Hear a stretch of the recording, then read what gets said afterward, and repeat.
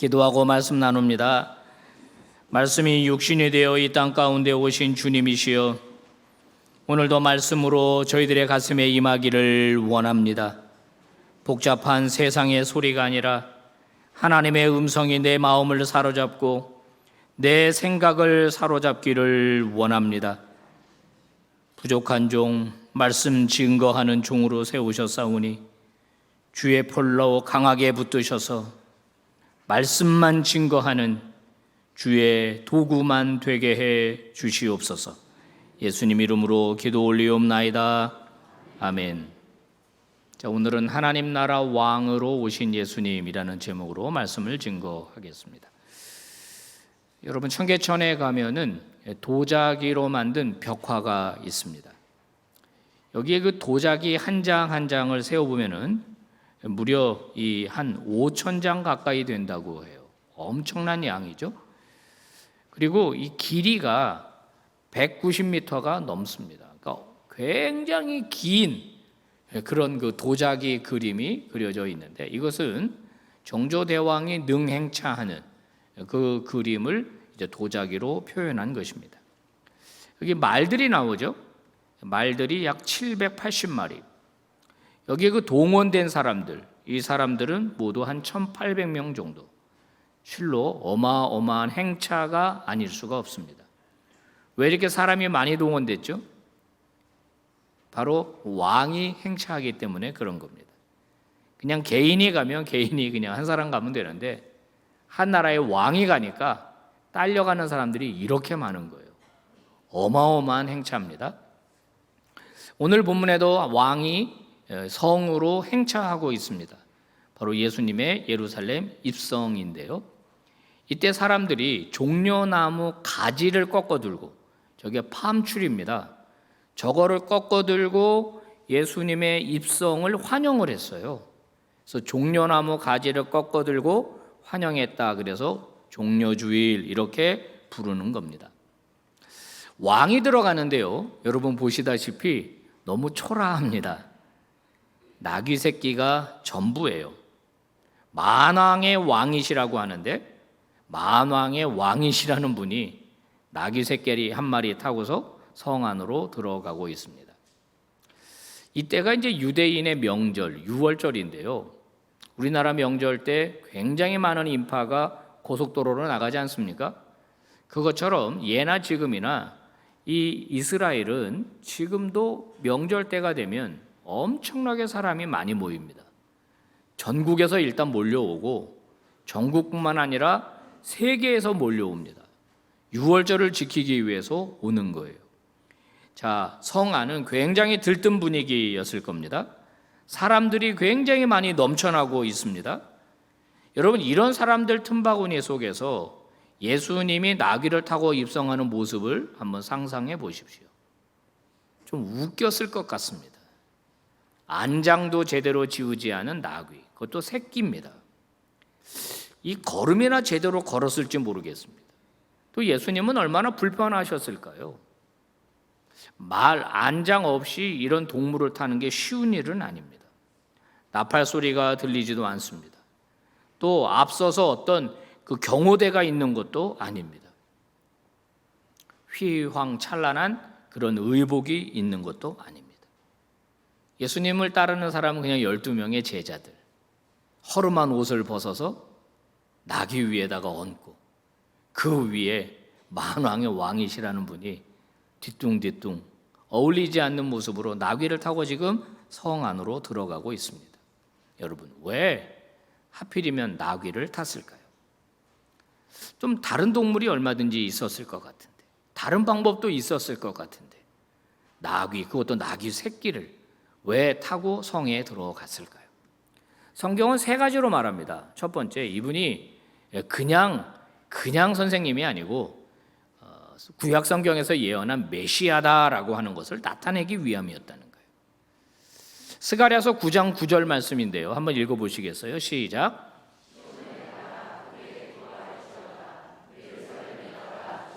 부를지어다. 보라, 내 왕이 내게 임하시나니 그는 공의로우시며 구원을 베푸시며 겸손하여서 나귀를 타시나니 나귀의 작은 것 곧 나귀 새끼니라. 자, 왕이 임하시기 때문에 크게 기뻐하라, 즐거워하라 그랬습니다. 그런데 그 왕은 나귀 새끼를 타고 오신다, 이렇게 예언이 돼 있었던 거예요. 예언이. 그러니까 예수님은 내가 바로 그 스가랴에서 예언한 그 예언자가 말한 그 메시아다, 내가. 그거를 성취하기 위해서 나귀 새끼를 타셨다는 겁니다. 두 번째는요, 예수님이 유월절에 희생한 어린 양과 같은 존재로 오셨다는 것입니다.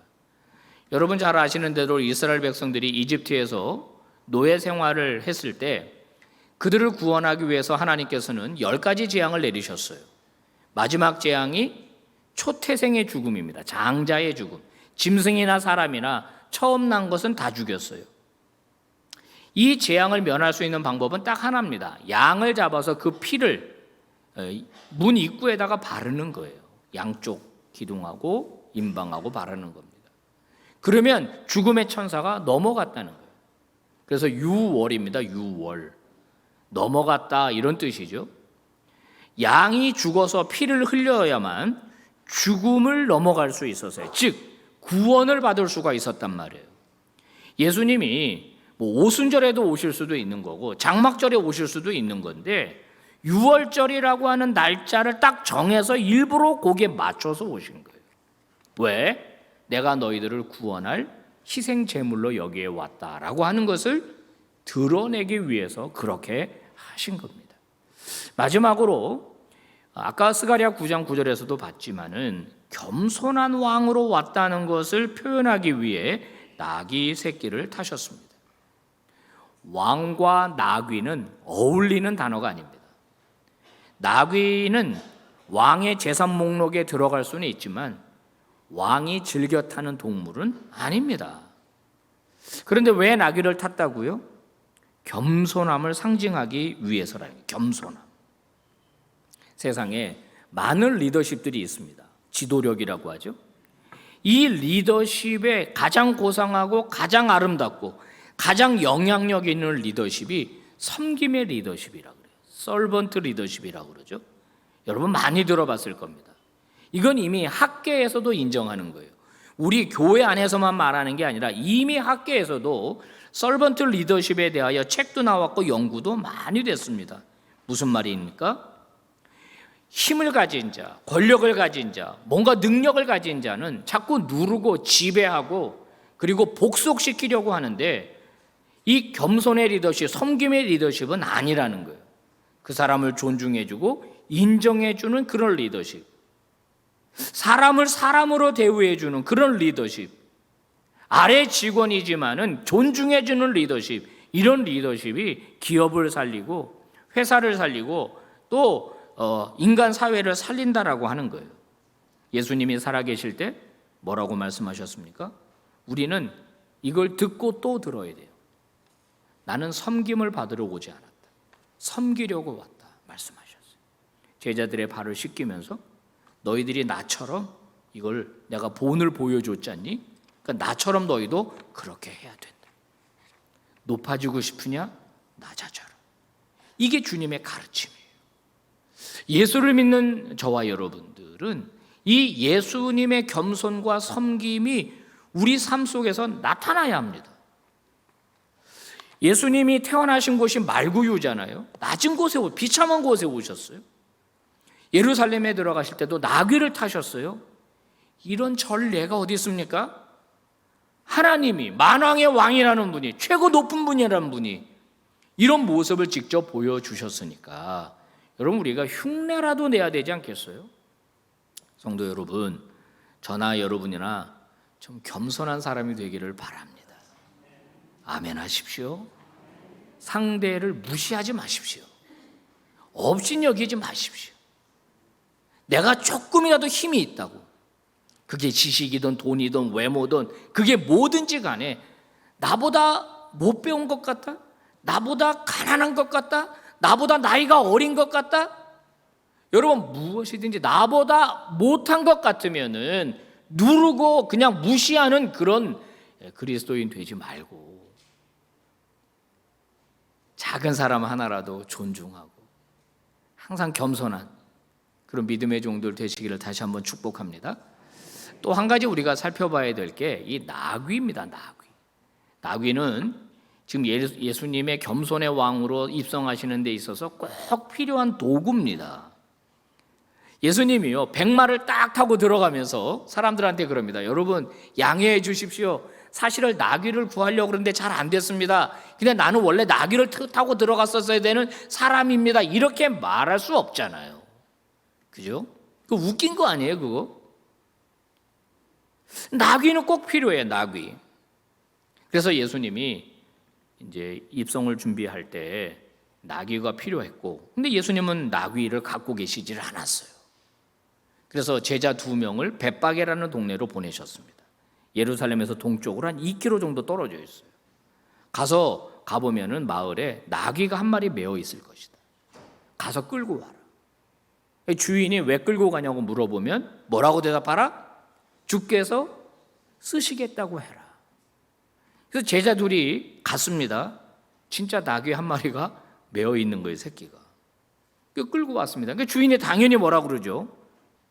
그랬더니 예수님이 시키신 대로 했습니다. 아마 작은 목소리로 했을 것 같아요. 주가 쓰시겠다고 그러는데요. 자신감이 없죠. 근데 그 얘기를 딱 들은 주인이 어떻게 했습니까? 아, 그래요? 가져가십시오. 여러분, 농경사회에서 나귀는 중요한 재산 목록입니다. 그죠? 물건을 옮길 때라든지 이동할 때 타고 다녔습니다. 아브라함도 이삭을 데리고 모리아산에 갈 때 나귀에 안장을 지우고 갔다. 성경에 써 있어요. 야곱이 아버지를 모시러 보낼 때 나귀에다가 수레를 달아서 아버지를 모셔왔습니다. 나귀는 굉장히 필요한 물건입니다. 굉장히 소중한 물건입니다. 그런데 이 나귀의 주인은 두 말도 하지 않고 그냥 드렸습니다. 나귀를 드리면서 이런 조건을 걸지 않았어요. 이 나귀 제공자 이름을 좀 써주십시오. 누가 나귀를 드렸음, 이런 조건이 없죠. 자기 이름은 안 놔도 되는 거예요. 또는 나귀를 내가 빌려줄 수는 있는데 고비는 내가 잡고 들어가게 해주세요. 이런 말도 없습니다. 그냥 순수합니다. 주가 쓰시겠다 하라니까 쓰시죠. 그러면서 나귀를 드렸어요. 여러분, 이런 신앙의 상태를 로드십이라 그래요. 로드십. 한국말로 그냥 주대심으로밖에 번역이 안 돼요. 주님을 진짜 주인으로 인정하는 신앙의 상태. 저는 이게 신앙의 최고봉이라고 봅니다. 신앙생활은요, 몇 가지 단계가 있어요. 크게 2단계로 나누면은요, 첫 번째 단계는 뭐냐면 주로 달라고 하는 단계입니다.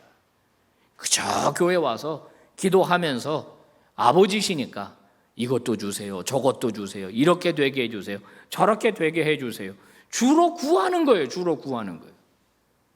근데 어느 이 지점을 딱 넘어가면은 이제 드리는 단계로 바뀌어요. 내 시간도 드리고 달란트도 드리고 물질도 드리고 아무것도 요구하지 않습니다. 그저 내가 하나님 앞에 드려지고 하나님께 쓰임 받는 것이 기쁜 거죠. 그런 믿음의 단계, 이 성숙한 단계입니다. 여러분, 우리도 이렇게 고백할 수 있어야 될 겁니다. 주님, 저 써 주십시오. 저 필요하시면 제가 얼마든지 저를 드리겠습니다. 뭐가 필요하세요? 드릴 수 있는 저와 여러분 되시기를 바랍니다. 제일 귀중한 인생이 쓰임받는 인생 아니겠습니까? 누구한테? 하나님한테. 누가복음 12장에 어리석은 부자의 비유가 나옵니다. 그 해에 대풍이었습니다. 너무나 많은 수확물 때문에 창고를 다시 지어야 했습니다. 이 부자는 스스로 뭐라고 말합니까? 야, 올해 대박 났다, 대박 났어. 창고 더 짓자. 그리고 매일 파티하면서 즐겁게 지내자. 근데 하나님이 이렇게 말씀하셨죠. 오늘 밤에 네 생명을 내가 도로 찾으리니 그러면 네가 준비한 모든 것이 누구의 것이 되겠네. 하나님은 그를 향하여 어리석다 그랬습니다. 왜요? 언제 자기의 생명이 떠날지 모르기 때문에, 영원히 살 것처럼 생각했기 때문에 어리석다 그랬습니다. 그리고 모든 것의 초점이 자기에게 맞춰 있기 때문에 어리석다 그랬어요. 저는 오늘 밤에 너의 생명을 도로 찾으리니 이 말씀이 요즘처럼 제 가슴에 다가오는 때가 없습니다. 요즘 주변에 이렇게 돌연사하는 분들이 왜 이렇게 많아요? 제가 좀 아는 어떤 목사님이 교당 관계자랑 일본 방문했다가 아침 조식 자리에 안 나와서 전화하니까 전화도 안 받더래요. 방을 두들겼는데 인기척이 없더라는 거예요. 호텔에서 얘기해서 문 열고 들어갔더니 숨진 채로 그냥 아마 심정지가 왔나 보죠. 진짜 하룻밤의 안녕이에요. 이런 분들이 주변에 몇 분이 계신 거예요. 다음에요. 제가 다음에 헌신할게요. 지금은 제가 힘들어서 못합니다. 뭐 이런 분들 많이 계신데 성도 여러분, 제가 협박이 아니라 섬길 수 있을 때 섬길 수 있기를 바랍니다. 헌신할 수 있을 때 헌신할 수 있기를 바라요. 디모데후서 2장에 보면 그런 얘기가 나오죠. 큰 집에는 그릇이 많다. 여러 종류의 그릇이 있다. 성경 그렇게 말합니다. 금그릇도 있고 은그릇도 있고 질그릇도 있고 나무 그릇도 있다 그래요. 여러분 이거를 만약에 우리가 점수를 매긴다고 하면 금그릇이 제일 좋은 그릇 아니에요? 나무 그릇이 제일 값어치 없는 그릇 아니에요? 근데 성경은 뭐라고 말하냐면 어떤 소재냐도 중요하지만 더 중요한 건 뭐냐면 쓰임받는 그릇이라는 게 쓰임받는 그릇. 그러니까 더러운 그릇은 못 쓴다 이렇게 써 있어요. 더러운 그릇은. 금그릇이면 뭐예요? 금그릇 같은 인생이면 뭐예요? 하나님이 쓰실 수가 없는데 질그릇이면 어때요? 나무 그릇이면 어때요? 사람들에게 보잘것없이 여겨주면 좀 어때요? 주님에게 쓰임받으면 그 인생이 최고로 복되고 귀한 인생 아니겠습니까? 아멘 하신 분들 고맙습니다. 그게 우리 믿음이고 우리의 신앙 고백이 되어야 하는 겁니다. 최근에 제가 참 감동적인 기사를 하나 봤습니다. 장응복 장로님이라는 분인데요. 99세를 일기로 하나님의 부르심을 받았습니다. 이분은 황해도 출신인데요.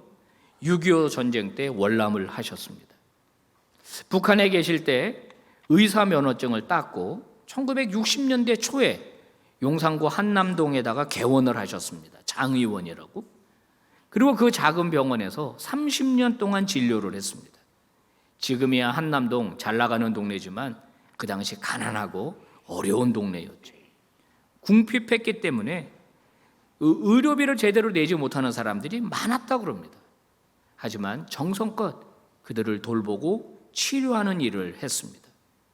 아픈 사람 그리고 가난한 사람 그저 도와라. 성경의 가르침대로 쓰임받고 싶어서 장로님은 그렇게 평생 부인 권사님 간호사였는데 장로님 옆을 지켰다는 거예요.